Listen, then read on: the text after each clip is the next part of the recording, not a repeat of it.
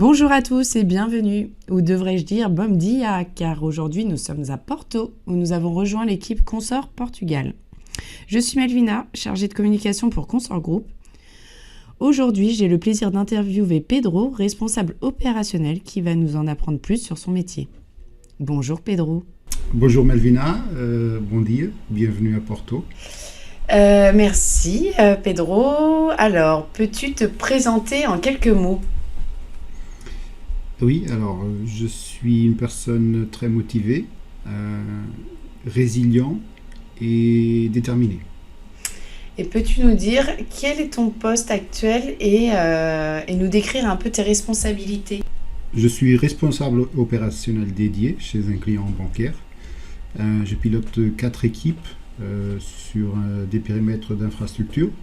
Donc 4 périmètres, le périmètre réseau, système, infrastructure et environnement user. Tu peux nous dire depuis combien de temps tu es chez Consort et qu'est-ce qui t'a fait rejoindre l'équipe Consort Portugal ? Alors ça fait à peu près 1 an et demi que j'ai rejoint Consort. En fait, j'ai fait une longue carrière dans la marine portugaise et je suis arrivé à un moment de ma carrière où je cherchais une nouvelle opportunité. Et Consort m'a rencontré à un moment où je cherchais même plus. Et voilà, j'ai trouvé l'opportunité très intéressante. J'ai passé les entretiens et voilà, me voilà chez Consort et je suis très satisfait. Du coup, tu faisais... T'avais le même type de poste dans la marine et avant d'être recruté chez Consort ? Ou tu faisais totalement autre chose et c'est une reconversion ? Non, en fait, j'avais exactement un poste très similaire dans ma dernière activité. Donc, moi, j'ai fait une progression des simples marins comme électricien. J'ai été technicien électronique, ingénieur réseau pendant à peu près 8 ans. Et après ça, pendant 6 ans, j'ai pris des postes de management. Et donc quand j'ai quitté la marine portugaise, je faisais le management justement des équipes infrastructures de toute la marine portugaise.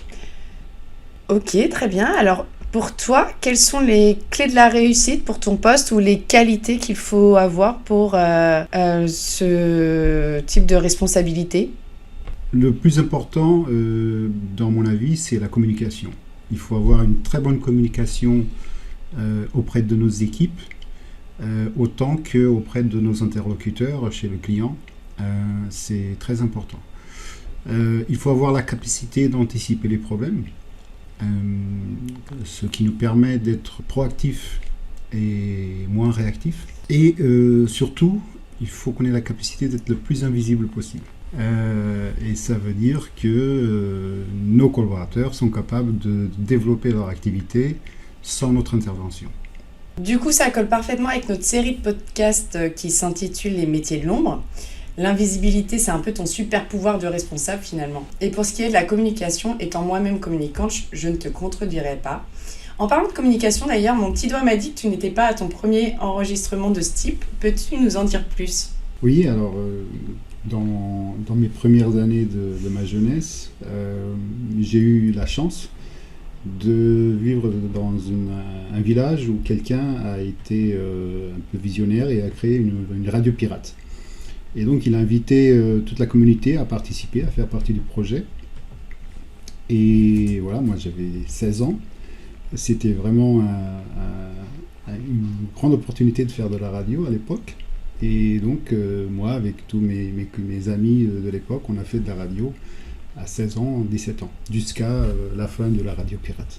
Donc moi j'avais un petit programme qui s'appelait Woodstock, c'était du rock pur, et c'est vraiment une expérience qui m'a marqué pour le reste de ma vie. Alors, mis à part ton expérience de radio pirate, est-ce que tu as une autre passion à nous partager ou un univers de prédilection, un hobby ?